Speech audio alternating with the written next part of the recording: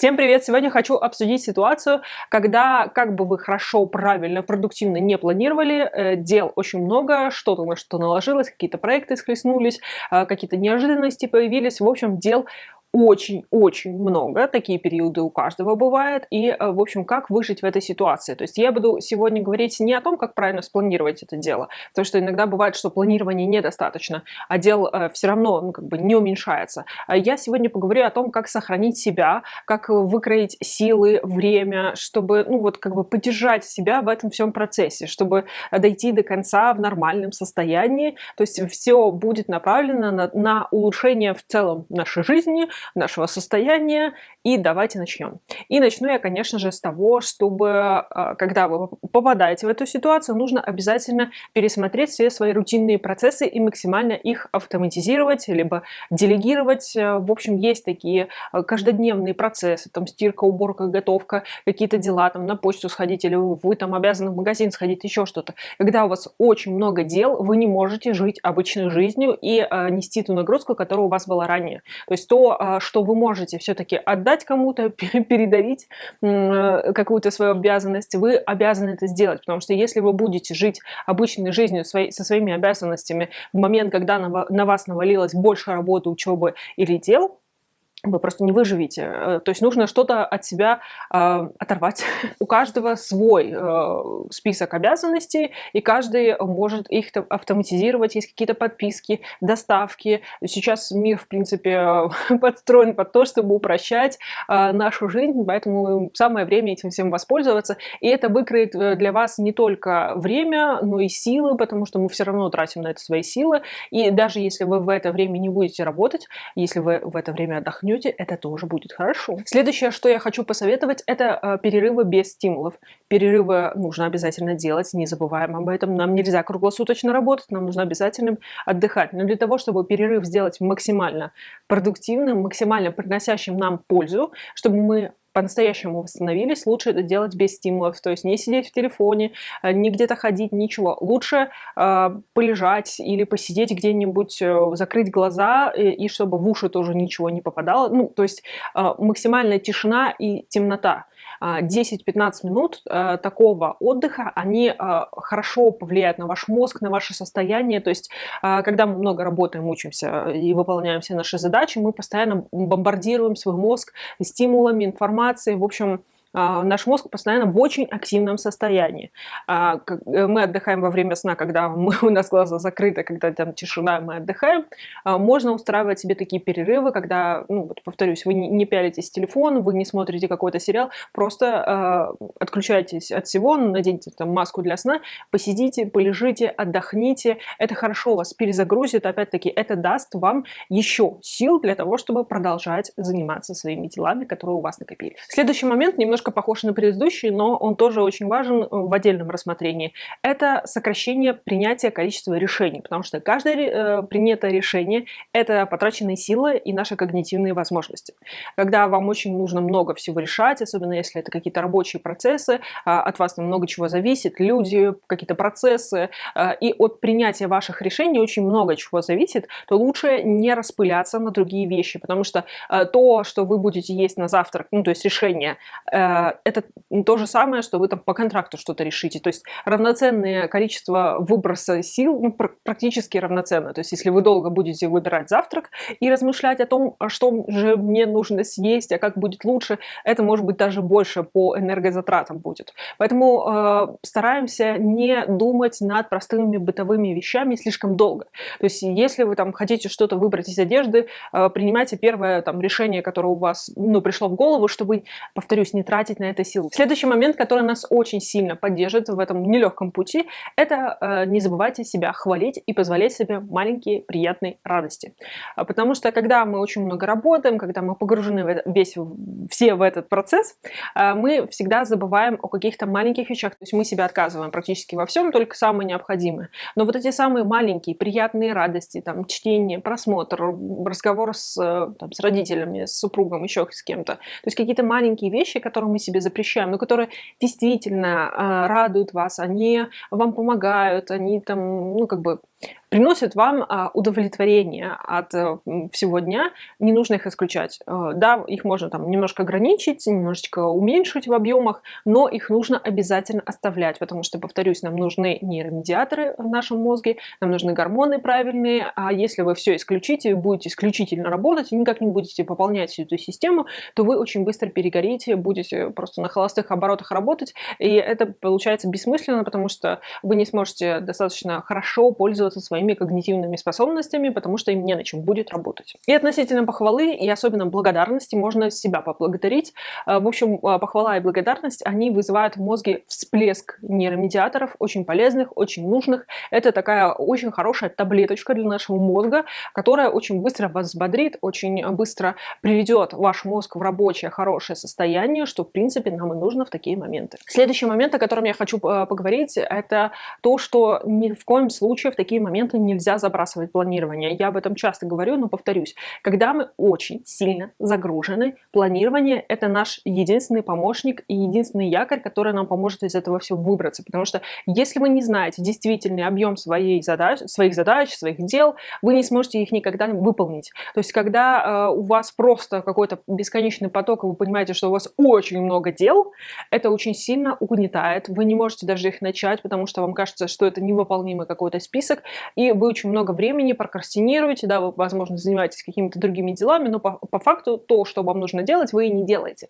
Поэтому планирование в этом контексте для сбережения сил – это самое важное. То есть, когда вы понимаете, что у вас действительно, что у вас в списке, что вам нужно сделать, что срочное, что приоритетное и так далее, это сохраняет ваши внутренние силы. Вы не тратите их на раздумья, на вспоминание того, что нужно было еще делать, а я что-то забыл, на переживания и так далее. То есть это очень сильно сохраняет нашу нервную систему, наши силы, что, в принципе, опять-таки, нам и надо в этот момент. Следующее – это вычисление пожирателей сил и времени. Бывают какие-то повседневные вещи или рабочие вещи, которые занимают какое-то неимоверное количество сил, но в итоге выхлоп у них минимальный. Их нужно прям вычислять. То есть бывает, что нам кажется, что мы вроде мы все заняты, мы что-то делаем, но по факту ничего не происходит. То есть вот в тот момент, когда вы бесконечно что-то делаете, а конечного результата нету, задумайтесь, что вы делаете и как это можно улучшить. Потому что очень часто мы действуем по накатанной, то есть как мы привыкли выполнять то или иное действие, и не анализируем, а действительно ли его результат стоит тех сил и времени, которые мы на него затрачиваем. Поэтому вот это вычисление таких дел и сокращение их, либо там утилизация вообще, потому что бывает такое, что вы понимаете, что это того не стоит, это очень хорошая стратегия, которая может выкроить очень много сил и времени. Еще о чем я хочу поговорить, это то, что в такие моменты, пожалуйста, не злоупотребляйте всякими стимуляторами и сахаром. Ну, сахар – это тоже стимулятор, потому что когда вы там пьете кофе, либо много зеленого чая, да, такие природные,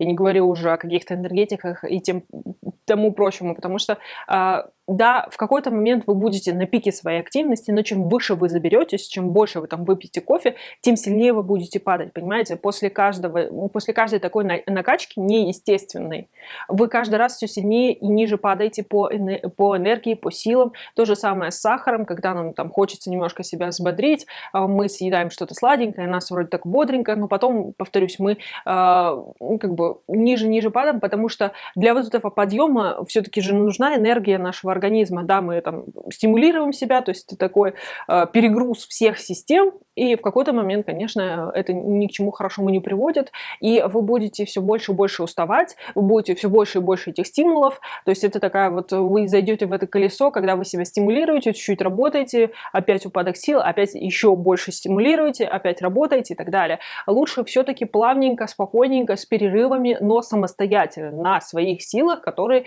вы все-таки саккумулировали в ваш организм естественным путем, и тогда ваша работа будет более равномерной, потому что еще, когда вы слишком увлекаетесь стимулами, потом уже начинает очень сильно страдать когнитивные способности, которые нам, собственно говоря, и не нужны в этот момент. Следующий момент, о котором я хочу поговорить, один из пожирателей сил и энергии является ощущение срочности дел.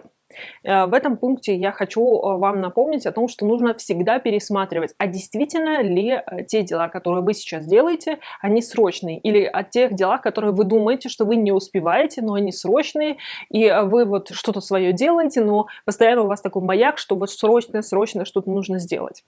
Всегда нужно пересматривать эти вещи. Конечно, если что-то действительно срочное, лучше его все-таки сделать сразу. То есть, а если это не что-то срочное, отключить этот маяк, потому что вот это ощущение, что вы куда-то опаздываете, вы что-то упускаете, у вас что-то не сделано, оно очень сильно сжирает нашу внутреннюю энергию, плюс оно добавляет кортизола, а кортизол очень плохо влияет на наши когнитивные функции и в целом на организм, особенно если это долго, то он начинает разрушать наш организм изнутри. Так что вот это ощущение, ложное ощущение срочности, оно вам вообще не товарищ, его нужно обязательно прогонять. И последние несколько пунктов, о которых я хочу поговорить, это то, что не забывайте разминать плечи и шею. Шею очень важно мягко, постепенно разминать, потому что там находится наш спинной мозг, там находятся соединения кровеносные, которые снабжают наш головной мозг. А то, как он хорошо работает, зависит то, как мы хорошо работаем. Поэтому нам нужно постоянно снабжать наш мозг кровью, а когда мы очень сильно долго сидим, особенно в каком-нибудь таком вот вгобленном состоянии, сгорбленном, сжатом, потому что когда вот мы особенно перед компьютером работаем, вот эта часть, она максимально сжата, то есть все мышцы настолько напряжены, настолько вот они как каменные, что кровь плохо поступает, нас начинает клонить сон, мы начинаем быстрее уставать. Поэтому разминаем, растираем, делаем самомассаж, прокатываем какими-нибудь валиками. Все это очень сильно помогает. И еще один момент, тоже очевидный, но я думаю, что многие тоже забывают в этот момент, когда у нас очень много дел, это сон. Повторюсь. Сон – это не пустая трата времени, это то, когда наш организм отдыхает и набирается сил, когда наш мозг работает на самом деле больше, чем мы подозреваем, то есть он обрабатывает информацию, особенно если вы учитесь. Это неотъемлемая часть, нельзя себя лишать сна, нельзя его сокращать до минимума, потому что мозгу нужен отдых, чтобы вы продуктивно работали, выполнили все те задачи, которые у вас есть, нужно обязательно, чтобы вы нормально поспали, потому что чем меньше сна, тем ниже когнитивные способности, тем хуже вы соображаете, тем хуже ваши решения, тем хуже, в принципе, все процессы, тем медленнее вы их делаете и так далее. То есть, лишая себя сна, вы еще хуже делаете себе в течение дня. То есть, нам кажется, что мы успеем больше. На самом деле, мы будем все делать медленнее, хуже, и вам придется все переделывать. Вы будете дольше это все делать, поэтому вы еще позднее ляжете спать. И последняя все-таки вещь, о которой я хочу поговорить, которая высасывает наши энергии и силы, это понимание, зачем вы все это делаете. Когда мы не понимаем, почему мы в этом положении оказались, зачем мы все это делаем, зачем это нужно. Это очень сильно угнетает, расстраивает и тратит все наши внутренние силы. Эмоциональные силы. Это тоже очень важно. На эмоции тратятся наши нейромедиаторы. А они нам нужны для того, чтобы мы хорошо соображали, запоминали, принимали решения и так далее. То есть там все очень сильно взаимосвязано. Если вы переживаете и понимаете, что это не то, что вам нужно, вы не понимаете, зачем вы это делаете и зачем это нужно, для кого это нужно, если вы особенно не для себя делаете, то нужно прояснить это, понять, найти причину, найти конечную цель и так далее. Как только у вас будет определенность, вам станет гораздо легче работать, потому что когда мы понимаем, что есть какая-то конечная цель, и мы понимаем, зачем мы туда бежим, нам гораздо легче бежать, потому что, во-первых, появляется мотивация, вам, в принципе, легче принимать решения, вы уже можете на что-то опираться, то есть как только мы себе сужаем рамки, нам уже гораздо проще бежать, потому что сложно бежать куда-то в непонятное далеко, легче, когда у нас есть какой-то маячок надежды и конечная цель. Все, мои хорошие, подписывайтесь, ставьте лайк, до следующих видео, я надеюсь, у вас все получится. Пока-пока.